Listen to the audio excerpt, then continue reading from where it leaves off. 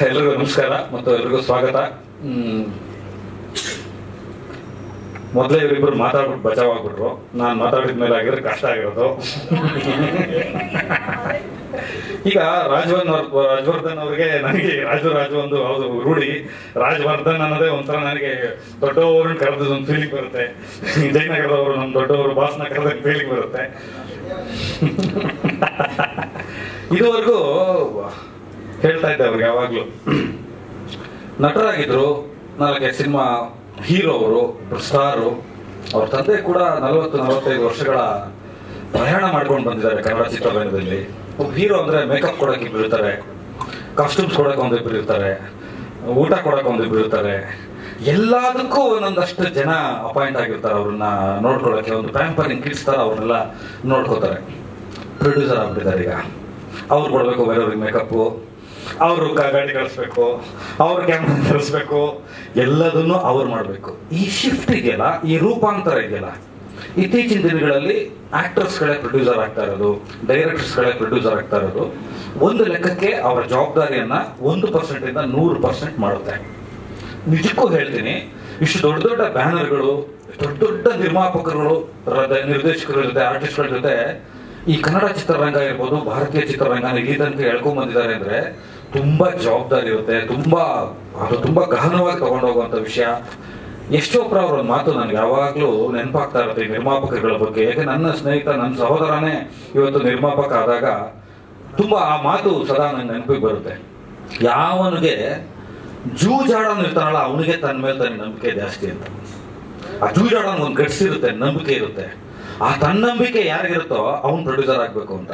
All the best Raju, enter to this world. ಯಾಕಂದ್ರೆ ನಿರ್ಮಾಪಕರಾಗಿದ್ದಾರೆ. ಬಾನ್ solo ಅಂತ ಹೆಸರಿಟ್ಟಾಗ ನಾನು ಇದ್ಯಾಕಿದು ಅಂತ ಹುಡುಕ್ತೆ ಅದ್ರ ಬಗ್ಗೆ ಸ್ವಲ್ಪ. ಅದು ಪುರಾತನ ಕಾಲಘಟ್ಟದಲ್ಲಿ ಯುದ್ಧಕ್ಕೆ ಸ್ಪೈ ಆಗಿ ಬಳಸುವಂತ ಒಂದು ಹಕ್ಕಿ. ಅದು 12 ವರ್ಷಕ್ಕೊಂದ್ಸಲ ಅದ್ರ ಬ್ರೀಡ್ನ ಪ್ರೊಡಕ್ಟ್ ಮಾಡುತ್ತೆ, ವಿದೇಶಿ ಹಕ್ಕಿ. ಈಗ ಮೆಟ್ಟೂರು ಕಡೆ ಎಲ್ಲ ತುಂಬಾ ಇದೆ. ಅದು ಹೋಗಿ ಹೆಸರನ್ನ ಅಂತದ್ದು ಇಟ್ಟಿದ್ದಾರೆ. ಯುದ್ಧಕ್ಕೆ ಬಳಸುವಂತ ಒಂದು ಸ್ಪೈ ಮಾದರಿಯ ಒಂದು ಹಕ್ಕಿನ ಇಟ್ಕೊಂಡು ಹೊರಟಿದ್ದಾರೆ. ಆ ಹಕ್ಕಿ ಜೊತೆ ಜರ್ನಿ ಚೆನ್ನಾಗಿರ್ಲಿ, ನಿರ್ಮಾಪಕರಾಗಿ ಯಶಸ್ವಿ ಆಗ್ಬೇಕು ಕನ್ನಡ ಚಿತ್ರರಂಗಕ್ಕೆ. ಈ ತರ ಅವ್ರ ಜೊತೆ ಒಂದು ತಂಡ ಇದೆ. ನನಗೆ ತುಂಬಾ ಇಷ್ಟ ಆಗಿದೆ ಅಂದ್ರೆ, ರಾಜವರ್ಧನ್ ಅವ್ರೊಬ್ಬರೇ ಬಿಟ್ಟಿಲ್ಲ, ಅವ್ರ ಫ್ರೆಂಡು. ಈಗ ಸಚಿನ್ ಅವ್ರು ಇರ್ಬೋದು, ಇಲಿಯಾಸ್ ಅವ್ರು ಇರ್ಬೋದು, ನಾನಿರ್ಬೋದು, ಇನ್ನೂ ಒಂದಷ್ಟು ಫ್ರೆಂಡ್ಸ್ ಇದ್ದಾರೆ. ಅವರೆಲ್ಲ ಮುಂದೆ ಗೊತ್ತಾಗ್ತಾರೆ. ಒಂದು ತಂಡ, ಒಳ್ಳೆ ಸ್ನೇಹಿತರ ತಂಡ, ಅಭಿರುಚಿ ಇರೋರ ತಂಡ ಬೆನ್ನ ಹಿಂದೆ ಇದೆ. ಒಂದು ಪ್ಯಾಷನ್ ಇರೋರು ಬೆನ್ನ ಹಿಂದೆ ಇರೋದ್ರಿಂದ ಬಹುಶಃ ನಮಗೆ ಬಜೆಟ್, ಮಾರ್ಕೆಟಿಂಗು, ಆ ಸಿನಿಮಾ ನಿರ್ಮಾಣ ಕಾರ್ಯದಲ್ಲಿ ಏನೇನು ಬೇಕೋ, ಕ್ರಿಯೇಟಿವ್ ಆಸ್ಪೆಕ್ಟ್ಸ್ ಅಲ್ಲಿ ಏನೂ ತೊಂದರೆನೇ ಆಗೋದಿಲ್ಲ ಅನ್ನೋದು ಇದುವರೆಗೂ ನನ್ಗೆ ಗೊತ್ತಾಗಿದೆ. ಅಷ್ಟು ಭರವಸೆ ಬಂದಿದ್ದರಿಂದ ಎಲ್ಲರೂ ಸೇರಿ ಕೈ ಹಾಕಿದ್ವಿ.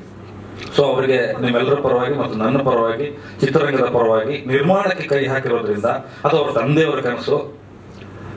ರಾಜವರ್ಧನ್ ಫಸ್ಟ್ ನೀವು ಆಕ್ಟ್ ಮಾಡಿ ಗೊತ್ತಾ ನಿಮ್ಗೆ, ಎಲ್ಲ ಆಕ್ಟ್ ಮಾಡಿದ್ದೀರಾ ಅಂತ? ಇದನ್ನ ಇಲ್ಲೇ ಹೇಳಬೇಕು ಅಂತ ನಾನು ಇಷ್ಟು ವರ್ಷದಲ್ಲಿ ಹೇಳಿಲ್ಲ ಅದನ್ನ. ನಿಮ್ ತಂದೆಯವರು ನನ್ಗೊಂದು ಇಂಟರ್ವ್ಯೂ ಬಂದಿದ್ರು. ನಿಮ್ ತಂದೆ ಪ್ರೊಡಕ್ಷನ್ ಅಲ್ಲಿ ನೀವು ತೊಟ್ಲಲ್ಲಿದ್ದಾಗ ಆಕ್ಟ್ ಮಾಡಿಸಿದ್ದಾರೆ. ಆ ಫೋಟೋ ನನ್ನ ಹತ್ರ ಇದೆ. ಅವ್ರ ತಂದೆ ಆಕ್ಟ್ ಮಾಡಿಸಿದ್ದಾರೆ ಅಂದ್ರೆ ಅವ್ರ ತಂದೆ ಕನಸದು ಥಿಯೇಟರ್ ಇಂದ ಬಂದು ರಂಗಭೂಮಿಯ ಹಿನ್ನೆಲೆ ಇರೋರು. ಅದು ರಂಗಭೂಮಿ ಅನ್ನೋದೇ ಅದೊಂದು ದೊಡ್ಡ ಚಂಡ ಮದ್ದಲೆ. ಅದು ಅಲ್ಲಿಂದ ಬಂದು ಸಿನಿಮಾಗಳಲ್ಲಿ ಆಕ್ಟ್ ಮಾಡಿ, 100 ಸಿನಿಮಾಗಳಲ್ಲಿ ಮಾಡಿ, ಇವತ್ತು ಅವ್ರ ತಂದೆಗೆ ತಾಯಿಗೆ ಅದೆಷ್ಟು ಸಂತೋಷ ಆಗ್ತಾ ಇರ್ಬೋದು. ತನ್ನ ಮಗ ಪ್ರೊಡಕ್ಷನ್ ಕಂಪನಿ ಮಾಡ್ತಾ ಇದ್ದಾರೆ, 4-6 ಜನ ಕೆಲಸ ಕೊಡ್ತಾ ಇದ್ದಾರೆ. ಅದರಲ್ಲಿ ಮೊದಲ ನಿರ್ದೇಶಕರಾಗಿ ನನ್ನ ಸೆಲೆಕ್ಟ್ ಮಾಡಿದ್ದಕ್ಕೆ ಅವ್ರಿಗೆ, ನಿರ್ಮಾಪಕರಿಗೆ ಶಿರಸಾಷ್ಟಾಂಗ ಧನ್ಯವಾದಗಳು. ನಿರ್ಮಾಪಕರಾಗಿ ಈಗ ಜಾವ ವಿಷಯಕ್ಕೆ ಬರೋದಾದ್ರೆ, ರಾಜವರ್ಧನ್ ಅವ್ರಿಗೆ ನಾನು 2 ಕತೆ ಹೇಳಿದ್ದೆ. ಅದು ಬಂದ್ಬಿಡುತ್ತೆ. 2 ಕತೆ ಹೇಳಿದ್ದೆ. ನಾವು 5-6 ವರ್ಷಗಳಿಂದ ಸ್ನೇಹಿತರು. ಹೆಂಗೆ ಸ್ನೇಹ ಆಯ್ತು, ಯಾಕೆ ಸ್ನೇಹ ಮುಂದುವರಿತು ಅನ್ನೋದನ್ನ ನಾನು ಇಲ್ಲಿ ಹೇಳ್ಬಾರ್ದು. ಯಾಕಂದ್ರೆ ಸೆನ್ಸಾರ್ ಅಲ್ಲಿ ತೊಂದರೆ ಆಗುತ್ತೆ, ಸಾರ್ವಜನಿಕ ಮಾಧ್ಯಮಗಳಲ್ಲಿ. ಆ ತರದ ಒಂದು ಬಾಂಧವ್ಯ ನಮ್ದು. ಒಂದು ಪುರಾತನ ಸ್ನೇಹಿತರ ತರ, ಪ್ರಾಚೀನ ಕಾಲದ ಗೆಳೆಯರ ತರ 5 ವರ್ಷದಲ್ಲಿ ಇಬ್ರು ಆಗೋದ್ವಿ. ಒಂದು ಸಲಿಗೆ, ಇಬ್ಬರ ನಡುವೆನೂ ಒಂದು ಸಲಿಗೆ, ಒಂದು ನಂಬಿಕೆ ಬಂತು. ಹಾಗಾಗಿ 2 ಕಥೆಗಳನ್ನ ಅವ್ರಿಗೆ ಹೇಳಿದೆ.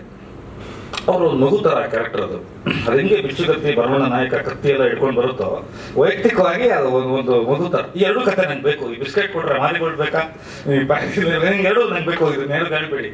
ವಾರಕ್ಕೊಂದ್ಸಲ ಫೋನ್ ಮಾಡೋದು, ಈ ಕತೆ ನೀವು ಯಾರು ಹೇಳ್ದಲ್ಲ ತಾನೆ? ಇಲ್ಲ, ನಾನೇ ಮರ್ತು ಬಿಟ್ಟಿದ್ದೀನಿ ರಾಜು, ಬಿಟ್ಬಿಡಿ, ನಾನು ಯಾರು ಹೇಳಲ್ಲ. ಮತ್ತೆ ಬಂದ್ರು, ಒಂದು ಲಾಸ್ಟ್ ಇಯರ್ ಬಂದ್ಬಿಟ್ಟು, ಇಲ್ಲ ಫಸ್ಟ್ ನಾವು ಈ ಕತೆ ಮಾಡೋಣ, ಅದಾದ ನಂತರ ಆ ಕತೆಗೆ ಮುಂದುವರಿಯೋಣ. ಯಾಕಂದ್ರೆ ಅದು ತುಂಬಾ ದೊಡ್ಡ ಕ್ಯಾನ್ವಾಸ್ ಬೇಕು, ತುಂಬಾ ದೊಡ್ಡ ಎಕ್ಸ್ಪೆರಿಮೆಂಟ್, ಅದು ತುಂಬಾ ದುಡ್ಡು ಖರ್ಚಾಗುತ್ತೆ. ಆಮೇಲೆ ನಂಗೂ ತುಂಬಾ ಪ್ರಿಪರೇಷನ್ ಬೇಕು, ಆರ್ಟಿಸ್ಟ್ಗಳೆಲ್ಲ ಬೇರೆ ತರ ಬರ್ತಾರೆ. ಸೊ ಈ ಕಥೆನ ಕೂತು ಫೈನಲ್ ಮಾಡಿದ್ವಿ, ಕ್ಯಾರೆಕ್ಟರೈಸೇಷನ್ಗಳೆಲ್ಲ ಮಾಡಿ ಮುಗಿಸಿದ್ವಿ. ಮುಗಿಸಿದ್ಮೇಲೆ ಇದ್ರೊಳಗೆ ನಾಯಕಿ ಪಾತ್ರ ಬರುತ್ತೆ.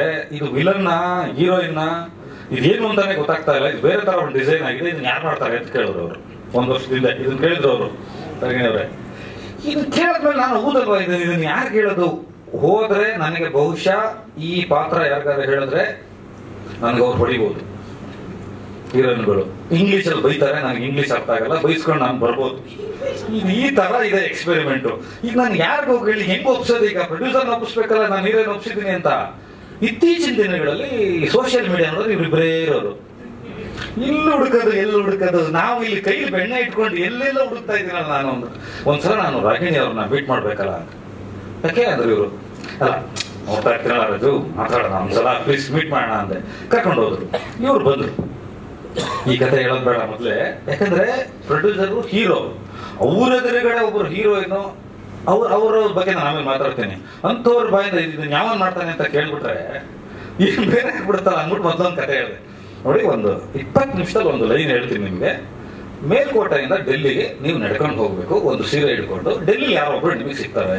ಇದು ನಿಜವಾಗ್ಲೂ ಭಾರತದಲ್ಲಿ ನಡೆದಿರುವಂತ ಘಟನೆ 80ರ ದಶಕದಲ್ಲಿ ಅಂತ ಹೇಳಿ ಇವ್ರು ಅವ್ವಾರ್ಬಿಟ್ರು. ಏನು ಡೆಲ್ಲಿ ಟು ಏನು ಮೇಲ್ಕೋಟೆ ಟು ಡೆಲ್ಲಿ ಟು ವಾಕಿಲ್ಲ. ಇವರು ತುಂಬಾ ಇಂಗ್ಲೀಷ್ ಚೆನ್ನಾಗಿ ಬರುತ್ತೆ, ನನ್ಗೆ ಅದು ಅರ್ಥ ಆಗಲ್ಲ, ಮತ್ತೆ ಅದೊಂದು ಪ್ರಾಬ್ಲಮ್ ಆಗ್ಬೋದು.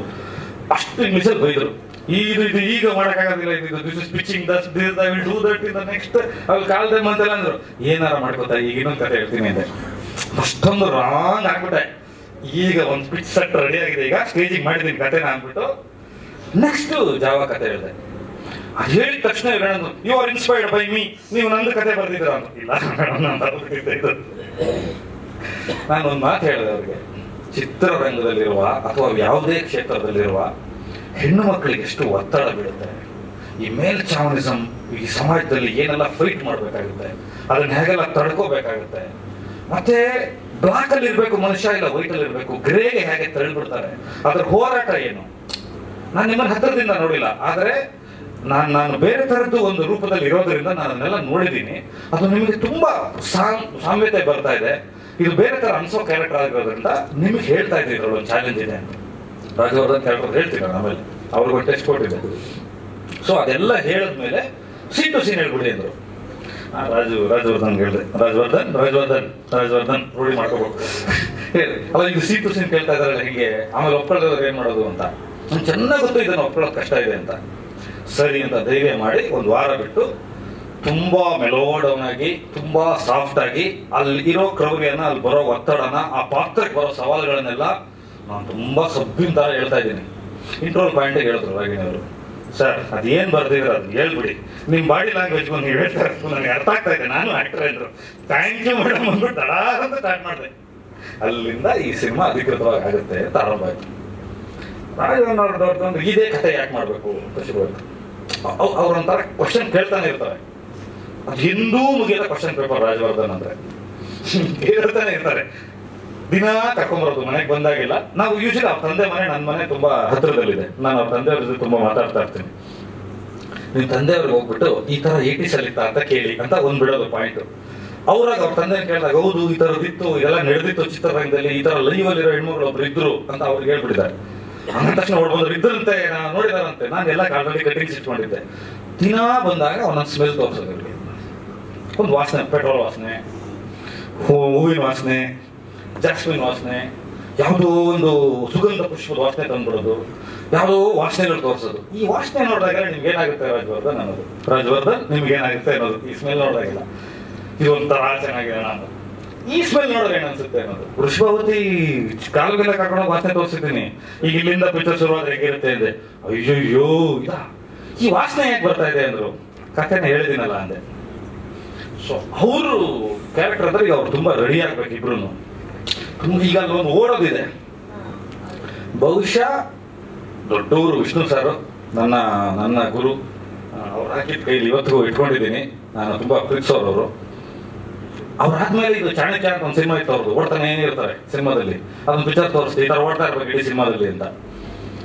ಆ ಲೆವೆಲ್ಗೆಲ್ಲ ಬಂದ ಮೇಲೆ ಒಂದು ಒಳ್ಳೆ ಟೀಮ್ ಕಟ್ಟಿದ್ವಿ. ನಮ್ಮ ಪೂರ್ಣಚಂದ್ರ ತೇಜಸ್ವಿ ಮ್ಯೂಸಿಕ್ ಡೈರೆಕ್ಟರ್ ಇರ್ಬೋದು, ಆರ್ಟ್ ಡೈರೆಕ್ಟರ್ ಇರ್ಬೋದು, ಈ DOP ಒಂದು ನಾಳೆ ನಡೆದಲ್ಲಾಗುತ್ತೆ, ಲೊಕೇಶನ್ಸ್ಗಳಿರ್ಬೋದು, ಹೇಗೆ ಈ ಸಿನಿಮಾನ ಡಿಸೈನ್ ಮಾಡಬೇಕು ಅನ್ನೋದಿರ್ಬೋದು ಎಲ್ಲ ನಾನು ನಮ್ಮ ಶಿವರತ್ನ ಸಿಂಧು ನಮ್ಮ ಟೀಮ್ ಎಲ್ಲ ಸೇರಿಕೊಂಡು ಎಲ್ಲ ಒಂದು ತಂಡಕ್ಕೆ ತಂದ ಮೇಲೆ ನಮ್ಮ ತೆಲುಗಿಂದ ಗೋಪಾಲ್ ಅಂತ ರೈಟರ್ ಬಂದಿದ್ದಾರೆ, ರಾಜನ್ ಮಾಧವ್ ಅಂತ ಅವರು ಚೇರನ್ ಅವ್ರಿಗೆ ತುಂಬಾ ಹಲವಾರು ಸಿನಿಮಾಗಳು ಮಾಡಿದ್ದಾರೆ, ಫಾಸಿಗೆ ಒಂದು ಸಿನಿಮಾ ಮಾಡಕ್ಕೆ ಕೊಟ್ಟಿದ್ದಾರೆ. ಎಲ್ಲ ಸ್ನೇಹಿತರನ್ನ ಕರೆದು ಕತೆ ಹೇಳಿದೆ. ಇದ್ರೊಳಗೆ ಮಜಾ ಇದೆ. ಯೋಗರಾಜ್ ಭಟ್ರಿಗೆ ಹೋಗೋಣ ಕತೆ ಹೇಳಿದೆ. ರಾಜವರ್ಧನ್ ಏನು ಹೇಳಿಲ್ಲ, ನಾನು ಭಟ್ರಿಗೆ ಹೇಳ್ಬಿಡ್ತೀನಿ ಇದು ಮ್ಯೂಸಿಕ್ ಅವ್ರಿಗೆ ಹಾಕ್ತೀನಿ ಅಂತ. ಕ್ಲೈಮ್ಯಾಕ್ಸ್ ಹೇಳ್ಬಿಟ್ಟು ಅವು ಹಾರ್ಬಿಟ್ಟು, ಚಂದ್ರಪ್ಪ ನೀನು ಈ ಕ್ಲೈಮ್ಯಾಕ್ಸ್ ಬದಲಾಯಿಸೋದಾದ್ರೆ ಮಾತ್ರ ನಾನು ಕೆಲಸ ಮಾಡ್ತೀನಿ ಅಂದ್ರು. ಇಲ್ಲ, ನಾನು ಬದಲಾಯಿಸೋದಿಲ್ಲ, ಇದೇ ಕ್ಲೈಮ್ಯಾಕ್ಸ್, ಇದು ಮಾನವ ದ್ರೋಹಿ, ಇದು ಜನದ್ರೋಹಿ, ರಾಜ್ಯದ್ರೋಹಿ ಕ್ಲೈಮ್ಯಾಕ್ಸ್ ಅಂದ್ರು. ರಾಜ್ಯದ್ರೋಹಿ ಆಲ್ರೆಡಿ ಬಂದ್ಬಿಟ್ಟ ನೆನೆ ಮೊನ್ನೆಯಿಂದ ಕ್ಷಮೆ ಕೇಳಾಯ್ತು ಅವರು, ಇದು ಆ ಥರದ್ದಿಲ್ಲ ಅಂತ ಹೇಳಿ ಅವ್ರು ಒಪ್ಸಿದ್ಮೇಲೆ ಇಲ್ಲ ಈ ಕ್ಲೈಮ್ಯಾಕ್ಸ್ ನನ್ನ ಹಾಂಟ್ ಮಾಡ್ತಾ ಇದೆ ಅಂದ್ರೆ ಯೋಗರಾಜ್ ಬಿಟ್ರು. ನಿಮಗೆ ಹಾಂಟ್ ಆಗ್ತಾ ಇದೆ ಅಂದ್ರೆ, ನಿಮ್ಮಂತ ಒಬ್ಬ ಪರಮ ಪೋಲಿ ವಿಕಟ ಕವಿಗೆ ಹಾಂಟ್ ಆಗ್ತಾ ಇದೆ ಅಂದ್ರೆ ಸಾಮಾನ್ಯ ಜನರಿಗೆ ಹಾಂಟ್ ಆಗುತ್ತೆ ಅಂದ್ಬಿಟ್ಟು ಸ್ಕ್ರಿಪ್ಟ್ ನ ಲಾಕ್ ಮಾಡೋದು. ಈಗ ಇಷ್ಟು ತಯಾರಿಗಳಾಗಿದೆ. 10ನೇ ತಾರೀಕಿಂದಾನೆ ಸ್ಕ್ರಿಪ್ಟ್ ಫೈನಲ್ ಇರೋದು ಕೆಲಸ ಶುರುವಾಗಿ. ನಾನು ಅನ್ಕೊಳ್ತಾ ಇರೋದು ಒಂದು 12 ಸ್ಕ್ರಿಪ್ಟ್ ಬರೆದಿಟ್ಟಿದ್ದೀನಿ. ಬೌಂಡ್ ರೆಡಿ ಇರೋದು, ಲೈನ್ಸ್ ಒಂದು 300 ಹೇಳ್ತೀನಿ. ನಾನೇನ್ ತೀರ್ಮಾನ ಮಾಡಿದ್ದೆ ಅಂದ್ರೆ, ಕೆಲವು ವಿಚಾರದಲ್ಲಿ ತುಂಬಾ ಭ್ರಮನಿರಸನ ಆಗಿತ್ತು ನನಗೆ. 200 ಕಿಲೋಮೀಟರ್ ಸ್ಪೀಡಲ್ಲಿ ಓಡ್ಸಕ್ ಸ್ಟಾರ್ಟ್ ಮಾಡ್ಬಿಡ್ತಾರೆ, ದಡಾರ ಅಂತ ಒಂದು ಟೋಲ್ ಹಾಕ್ಬಿಡ್ತಾರೆ ಮಧ್ಯದಲ್ಲಿ. ಈಗ ನನಗೆ ಇಲ್ಲ ಸ್ಪೀಡಾಗಿ ಓಡಿಸಿ, ಇಲ್ಲ ಸ್ಲೋ ಆಗಿ ಓಡಿಸಿ, ಎರಡರಲ್ಲೊಂದು, ಈ ಮಧ್ಯದಲ್ಲಿ ಇಡಬೇಡಿ ಅಂತ ನಾನು. ಈ JK ಪಾರ್ಕ್ ಹತ್ರ ನಂದೊಂದು ಸಮಾಧಿ ಇದೆ, ಎಲ್ರಿಗೂ ಗೊತ್ತು. ಕಾಲೇಜಿಲ್ವೇ ಪುಸ್ತಕ ಬಿಡುಗಡೆ ಮಾಡುವಾಗ ನಂದೇ ಸಮಾಧಿ ಇದೆ already. I have my own in English where that I don't know full English. Come on Rajavardhan tell me. ಆ ಸಮಾಧಿಗೆ ಹೋಗ್ಬಿಟ್ಟು ಸ್ಕ್ರಿಪ್ಟ್ ಹಾಕ್ಬಿಟ್ಟು ಸುಟ್ ಹಾಕ್ಬಿಡೋಣ ಅಂತ ಡಿಸೈಡ್ ಮಾಡಿದ್ದೆ ನಾನು. ಸೀರಿಯಸ್ಲಿ ನಾನು ಗಂಭೀರವಾಗಿ ಹೇಳ್ತಾ ಇದ್ದೀನಿ. ಎಷ್ಟು ಬೇಸರ ಆಗಿತ್ತು ಕೆಲವು ವಿಚಾರದಲ್ಲಿ ಅಂದ್ರೆ, ನಾನು ಇನ್ನೊಬ್ರಿಗೆ ಕತೆ ಹೇಳ್ತೀನಿ, ಇಲ್ಲೊಬ್ರು ಇದ್ದಾರೆ, ನಾನು ನಮ್ಮ ನವೀನ್ ಕೃಷ್ಣ ಇದ್ದಾನೆ, ಮೇಲಪ್ಪ ಮಾಯಿ ಡೈರೆಕ್ಟರ್, ಜರ್ನಲಿಸ್ಟು. ಈ ಜರ್ನಲಿಸಮ್ ಇಂದ ಬಂದು ಅಲ್ಲಿಂದ ಇಲ್ಲಿ ಬಂದು ಡೈರೆಕ್ಷನ್ ಮಾಡಿ ಕಮರ್ಷಿಯಲ್ ಪ್ಯಾಟರ್ನ್ ಹೋಗಿ ನಾನು 40 ಸಿನಿಮಾ ಜರ್ನಿ ಮಾಡಿದ್ದೀನಿ ಅಂದ್ರೆ ಸಖತ್ತು ಬಿದ್ದಿದೆ ಅದೇ. ಇಲ್ಲಿ ಬಂದವ್ರಿಗೆ ಗೊತ್ತಿರ್ತದೆ. ನಮ್ಮ ಶಾರದಾ ಇದ್ದಾರಲ್ಲ, ಅವ್ರಿಗೆ ಫೋನ್ ಮಾಡೋದು ನಾನು ಬೇಜಾರಾದಾಗೆಲ್ಲ, ಈ ತರದೊಂದು ಶಾರದಾ ನಾನು ಕತೆ ಮಾಡಿದ್ದೀನಿ ಅಂತ ಕತೆ ಹೇಳೋದು. ಅವ್ರು ಆ ಕಡೆಯಿಂದ ಬೈತಾರೆ, ಸಾಯೋದ್ರೊಳಗಡೆ ಕತೆ ತೆಗೆದ್ಬಿಟ್ಟು ಸತ್ತೋಗು, ಇದು ನನ್ನ ಕತೆ ಹೇಳ್ತೀನಿ, ಹಿಂಸೆ ಕೊಡ್ಬೇಡ, ಎಷ್ಟು ಕತೆ ಹೇಳಿ, ನೀನ್ ಯಾರಿಗೆ ಹೇಳೋದು? ಯಾಕೆ ಶಾರದಾ ಹೇಳೋದು ಅಂದ್ರೆ, ಶಾರದಾ ಮಾತನ್ನ ಇಂಡಸ್ಟ್ರಿ ಅವ್ರು ಕೇಳ್ತಾರೆ, ಯಾರ್ಯಾರ ಪ್ರೊಡ್ಯೂಸರ್ ಹೇಳ್ತಾರ ಅಂತ. ಇದಕ್ಕೆ ಹೇಳೋದು ನಾವು. ನೆಕ್ಸ್ಟ್ ಶಾರದಾ ಏನೋದು ಅಂದ್ರೆ, ನೀನ್ ಸತ್ತೋಗಿ ನಮ್ದು ಇದು ಸಿನಿಮಾ ತೆಗ್ದ್ಬಿಡು. ನಾನು ಸಚಿನ್ ಅವ್ರು ಹೋಗೋದ್ ಕತೆ ಹೇಳಿದೀನಿ. ನಾನು ರಸ್ತೆಯಲ್ಲಿ ಯಾವ ತರ ಆಗಿದೆ ಈಗ, ನಾನು ನೋಡಮ್ಮ ನಮ್ದೊಂದು ಸಮಸ್ಯೆ ಇದೆ, ನಾನು ಎಲ್ಲೂ ಒಂದ್ ಕಡೆ ನಿಲ್ತಿರಲ್ಲ, ನಂದೇ ಸಮಸ್ಯೆ.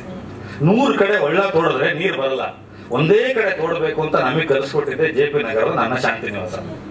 ಅಲ್ಲಿ ಹೋದ್ಮೇಲೆ ಗೊತ್ತಾಗಿದ್ದು ಒಂದ್ ಕಡೆ ನಿಲ್ಬೇಕು ಅಂತ ನಮ್ಮ ಅಣ್ಣ ಕಲಿಸಿದ್ದು. ಅದಾದ್ಮೇಲೆ ಈಗ ಮೊದ್ಲೊಂದು ಕಾಲ ಇತ್ತು, ದೇವ್ರು ಮುಟ್ಟಿದ್ರು ಕಲ್ಲಾಗ್ಬಿಡ್ತಾ ಇದ್ದ. ಇವಾಗ ಒಂದು ಕಾಲ ಬಂದಿದೆ, ಕಲ್ಲು ಮುಟ್ಟಿದ್ರು ದೇವ್ರು ಆಗ್ತಾ ಇದೆ.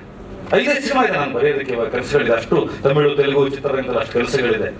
ಸೊ ಇದೆಲ್ಲ ಆದ್ಮೇಲೆ ಮೊದ್ಲು ಹೇಗಿತ್ತು ಅಂದ್ರೆ, ರಸ್ತೆಗೆ ಯಾರು ಸಿಕ್ಕರು ಬರೀ ಒಂದು ಕತೆ ಹೇಳ್ತೀನಿ ಅಂತ ಅಲ್ಲೇ ಕೂರ್ಸ್ಕೊಂಡು ಕತೆ ಹೇಳ್ತಾ ಇದ್ದೆ. ಇದೆಲ್ಲ ಆಯ್ತು. ಈಗ ಒಂದು ಖುಷಿ ಅನ್ಬೇಕಾ, ಜವಾಬ್ದಾರಿ ಅನ್ಬೇಕಾ, ಎಲ್ಲ ಎಲ್ಲರ ಜೊತೆ ನಾನು ಇಲ್ಲಿ ಬದುಕಿ ಬಾಳಿದ್ದೀನಿ. ಎಲ್ಲರ ಅಂತರಂಗ ಗೊತ್ತಿರೋದು. ವಾಸು ಸಾರ್ ಇದ್ದಾರೆ, ಸೀನಿಯರ್ಸ್ಗಳಿದ್ದಾರೆ, ನಾನು ಲಂಕೇಶ್ ಪತ್ರಿಕೆ ಇದ್ದಾರೆ, ನನ್ನ ಫಸ್ಟ್ ಫೋಟೋಗ್ರಾಫರ್. ನನ್ನ ಫೋಟೋ ಕೊಡೋದಕ್ಕೆ ಸಾಯಿಸಿ ನನಗೆ ನನ್ನನ್ನ ಮನು ಮಾಡಿದ್ದಾನೆ. ಸೊ ಎಲ್ಲರ ನಡುವೆ ಕುತ್ಕೊಂಡು ನಮ್ದೊಂದು ಸಿನಿಮಾ ಮಾತಾಡೋದೇ ನಮ್ಗೊಂಥರ ಖುಷಿಯಾದಂತ ವಿಚಾರ. ನಿಮ್ ಎಂದಿನಂತೆ ನಿಮ್ಮ ಪ್ರೀತಿಯ ಬೈಗುಳಗಳು, ಹಾರೈಕೆಗಳು, ನಿಮ್ಮ ಪರ್ಸನಲ್ ಮಾತುಗಳು ಎಲ್ಲ ನನ್ನ ಮೇಲೆ ಇರ್ಲಿ, ನಮ್ಮ ತಂಡದ ಮೇಲೆ ಇರ್ಲಿ. ರಾಗಿಣಿ ಅವರ ಬರ್ಡೇಗೆ ಒಂದು ವಿಶೇಷವನ್ನ ನಿಮಗೆ ಕೊಡ್ತಾ ಇದೀವಿ. ಅವತ್ತೊಂದು 100% ಹೇಳ್ತೀನಿ, ಅವತ್ತು ಕರೆಂಟ್ ಹೊಡೆಯುತ್ತೆ ತುಂಬಾ ಜನರಿಗೆ. ಆ ಕರೆಂಟ್ ರೆಡಿ ಮಾಡಿದೀನಿ ಜಲಪಾತ ಜೋಗಕ್ಕೆ ಹೋಗಿ. ಆಮೇಲೆ ಸ್ಪೆಷಲಿ ಹೇಳ್ಬೇಕು ಅಂದ್ರೆ, ರಾಜವರ್ಧನ್ ಇರೋ ಸಿನಿಮಾ ನಂಬಿಕೆ. ನನಗೆ ಅವ್ರು ನೋಡಿದಾಗೆಲ್ಲ ಒಂದ್ ಏನನ್ಸುತ್ತೆ ಅಂದ್ರೆ, ಅದೇನಾರಾಗ್ಲಿ ಅಣ್ಣ ಮಾಡ್ಬಿಡೋಣ ಅನ್ನೋದು. ಏನಾರಾಗ್ಲಿ ಅಂದ್ರೆ ಹೆಂಗ್ ರಾಜು, ಇದೇನೋ ಮಾಡ್ತೀನಿ ನಾನು ಅಂತ ರೆಡಿ ಮಾಡೋದು. ಆ ಆಸಕ್ತಿ, ಆ ಪ್ರೀತಿ, ಆ ವಿಶ್ವಾಸ ಇದೆಯಲ್ಲ ಸಿನಿಮಾದ ಮೇಲೆ, ಇಲ್ಲದವ್ರು ತಗೊಳ್ಳಲ್ಲ. ಅದೆಲ್ಲವೂ ಚೆನ್ನಾಗಿ ಆಗುತ್ತೆ ಅನ್ನೋ ಒಂದು ನಂಬಿಕೆ ಮೇಲೆ ನೋಡಿ ಕನ್ನಡ ಚಿತ್ರರಂಗದ ಮುಂದಿನ ಭವಿಷ್ಯತ್ತಿನ ಅರುಣ್ ನೆಲ್ಸನ್ ಡೈರೆಕ್ಟ್ರು, ರೂಬಿ ಡೈರೆಕ್ಟ್ರು, ನಮ್ಮ ಕೃಷ್ಣ ಲೇಖನ ಉಪೇಂದ್ರ ಅವ್ರ ಸರ್ ಜೊತೆ ಇದ್ದಾರೆ, ನಮ್ಮ ರಘು ಕೋವಿದ್, ಅಷ್ಟೂ ಜನ, ಸಿಂಧುಗೌಡ, ಎಲ್ಲ ಕನ್ನಡ ಚಿತ್ರರಂಗದ ಭಾವಿ ಮುಂದಿನ ಎಲ್ಲ ನಿರ್ದೇಶಕರು ಸಾಕ್ಷಿಯಾಗಿ ನಾನೊಬ್ಬ ಹಳೇ ಮಾಡಲ್ ಜಾವ ಗಾಡಿ ಸ್ಟಾರ್ಟ್ ಆಗ್ತಾ ಇದ್ದೀನಿ ಮತ್ತೆ ಕಿಕ್ಕೊಡ್ಕೊಂಡು.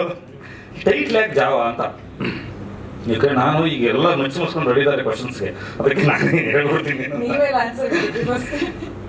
ನೀವು 100% ಇದ್ರ ಒಂದು ಲುಕ್ ನೋಡಿದಾಗ ಅಲ್ಲೊಂದು ಬಿರುಗಾಳಿ ಇದೆ, ಅಲ್ಲಿ ರಾಜವರ್ಧನ್ ಬರ್ತಾರೆ, ನಿಮ್ಗೆ ಗೊತ್ತಾಗುತ್ತೆ ಈ ಟೈಟ್ಲ್ ಯಾಕೆ ಜಾವ ಅಂತಿದೆ ಅಂತ. ಇದು ತುಂಬಾ ರಿಸರ್ಚ್ ಮಾಡಿ ಒಂದು ವಿಂಡ್ ಬೇಸ್ ಮೇಲೆ ಮಾಡಿ ಒಂದು ಕ್ಯಾರೆಕ್ಟರ್ ಸೈಕಾಲಜಿಕಲ್ ಪ್ರೊಫೈಲ್ನೇ ತಂದು ಅದರ ಒಂದು ಕಮರ್ಷಿಯಲ್ ಪ್ಯಾಟರ್ನ್ ಅಲ್ಲಿ ಚಿತ್ರರಂಗದಲ್ಲೇ ನಡೆಯುವಂತ ಒಂದು ದೊಡ್ಡ ಹಳವಂಡದ ಕಥೆಯನ್ನ ಒಬ್ಬ ಸಾಮಾನ್ಯ ಹುಡುಗನ ಮುಖಾಂತರ ಹೋಗ್ತಾ ಇದೀವಿ. ನಿಮ್ಮೆಲ್ಲರಿಗೂ ಒಂದು ಸೆಂಟು ಪಾಠ ಸದ್ಯದಲ್ಲೇ ಬರುತ್ತಲ್ವ ರಾಜವರ್ಧನ್? ಬರುತ್ತೆ. ಅಲ್ಲಿ ನಿಮಗೆ ಕಥೆ ಗೊತ್ತಾಗುತ್ತೆ. ಯಾಕಂದ್ರೆ ನಾನು ಕರೆದು ಬಿಟ್ಟು ನಿಮ್ಮನ್ನೆಲ್ಲ ಕಥೆ ಹೇಳಲ್ಲ, ಈ ತರದೆಲ್ಲ ಏನು ಮಾಡಲ್ಲ. ನೀವೇ ಕೇಳಿದ್ರೆ ಈಗಲೇ ಬೇಕಾದ್ರೆ ಕಥೆ ಹೇಳ್ಬಿಟ್ಟು ಸಿನಿಮಾ ತೆಗಿತೀವಿ. Thank you very much. ನಿಮ್ಮ ಪ್ರೀತಿ ಇರಲಿ. ಧನ್ಯವಾದಗಳು. Thank you sir. ಗೊತ್ತಾಯ್ತು ಸ್ಟಾರ್ಟ್ ಆಗತ್ತೆ ಗೊತ್ತಾಯ್ತು.